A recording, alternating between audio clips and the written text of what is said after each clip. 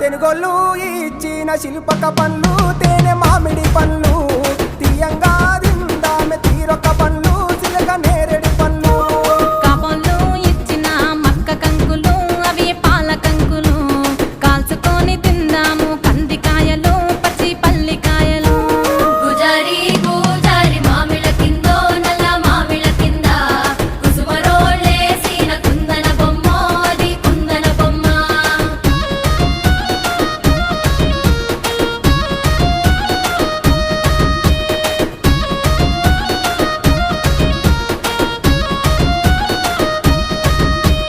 బెస్తోలు పెట్టిన పచ్చి చేపలు అవి వట్టి చేపలు